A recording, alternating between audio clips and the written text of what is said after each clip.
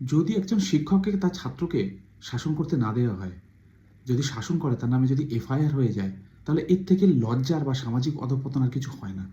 আমরা যে সময়টা বড় হয়েছি সেই সময় আমরা পড়তাম যতটা নিজের ইচ্ছে তার থেকে বেশি ভয়।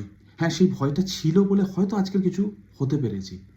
আর যদি শিক্ষক মারার পরে সেটা বাড়িতে এসে বলতাম, তার সঙ্গে আরও অ্যাডিশনাল কিছু আমরা পেয়ে যেতাম বাবা কিংবা মার কাছ থেকে। তো এইভাবে বড় হয়েছি। হ্যাঁ, তবে আমি এটা বলছি অনৈতিক কিছু ভালো না। জোর করে বলপূর্বক মারা, বকা এগুলো একেবারেই ঠিক না। কিন্তু তাই বলে একজন শিক্ষক যদি একটা ছাত্রকে শাসন করে তার জন্য এফআইআর হয়ে যাবে, এটা একেবারেই কাম্য না। মাথাভাঙা হাই স্কুলের শিক্ষক তন্ময় চক্রবর্তী তার স্কুলেরই ছাত্রকে শাসন করেছিলেন বলে তার অভিভাবক গিয়ে থানায় এফআইআর করে দেয়। জাস্ট ভাবুন আমরা কোন জায়গায় এসে দাঁড়িয়েছি। এখানে কিন্তু ঠিক ভুলের প্রশ্ন না, প্রশ্নটা হচ্ছে শিক্ষক তার স্কুলে ছাত্রকে শাসন করতে পারবে কি পারবে না, হ্যাঁ কি না। যদি বলেন না, তাহলে আপনার ছেলে বা মেয়েকে স্কুলে পাঠাবেন না।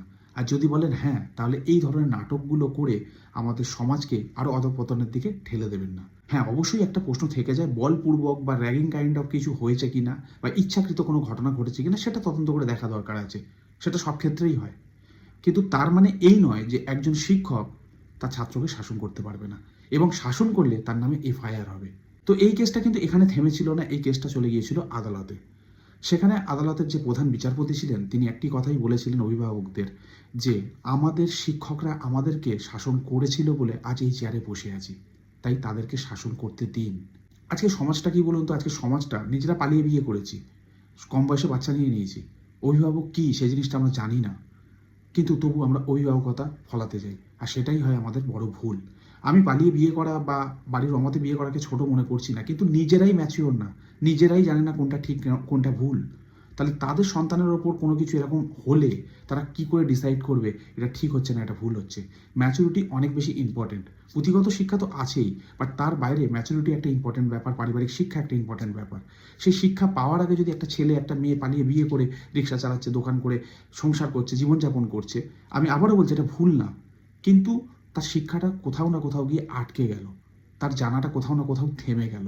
তো তার যখন সন্তান হচ্ছে এই ধরনের রেজাল্ট আসাটা খুবই স্বাভাবিক। আমি কেন, সকলেই মনে করে এই ধরনের ঘটনা কখনোই কাম্য না, কিন্তু এটা ঘটে চলেছে দিনের পর দিন। তাই বলছি যদি সমাজের অবক্ষয় আমরা বন্ধ করতে চাই, রোধ করতে চাই, তাহলে অবশ্যই শিক্ষকদের হাতে বেদ তুলে দিতেই হবে, আর শাসনভার তাদেরকে ফুললি করতে দেওয়ার স্বাধীনতা দিতে হবে। তবেই হবে একটা সুন্দর সমাজ।